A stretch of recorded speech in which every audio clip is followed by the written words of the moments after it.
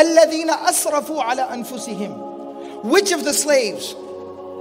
That the ones who have crossed all lines and boundaries against themselves, the ones who have harmed themselves, the ones that have done severe harm to themselves, by living a life of sin, by living a life of hopelessness, by living a life of disobedience to Allah, by living a lifestyle that is harmful to them. But something beautiful that the scholars point out, Allah still calls them my slaves. Allah is still saying, you're my slaves.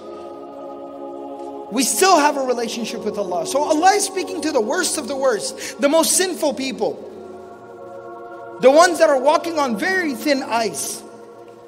Ya ibadi, O my slaves, alladhina asrafu ala anfusihim, the ones who have done severe harm to themselves. Allah gives them an instruction. He forbids something. La taqnatu min rahmatillah. La taqnatu min rahmatillah. Never ever, in the slightest bit, lose hope from the mercy of Allah subhanahu wa ta'ala. Allah is saying that it is haram. It is not allowed for you under any circumstance to ever, in the slightest bit, lose hope from the mercy of Allah.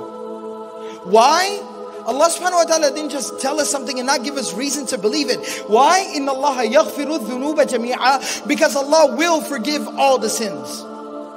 How is He capable of forgiving all the sins? Innahu huwal ghafurur rahim. Because He and only He, most definitely He is Al-Ghafur, constantly forgiving and constantly merciful. Nothing is beyond His capacity or beyond His reach.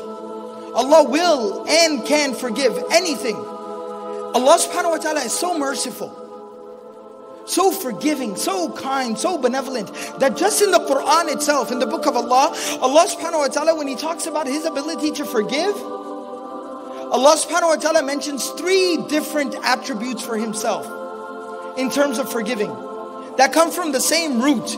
The root word is ghafara, which literally means to cover something up. It means to forgive a sin as if it never even existed, like it was never even there. But He says this 3 different ways. One place Allah subhanahu wa ta'ala calls Himself Ghafiru Dhanb, Ghafir, which means the one who immediately forgives. Another place Allah calls Himself Ghaffar, Ghaffar, the one who abundantly forgives, the one who has no limitation in terms of forgiveness, the one who can continue to forgive, no matter how much the sins might be. The third attribute is Ghafur, constantly forgiving, immediately forgiving, abundantly forgiving, constantly forgiving. That's who Allah is. That's our introduction to Allah.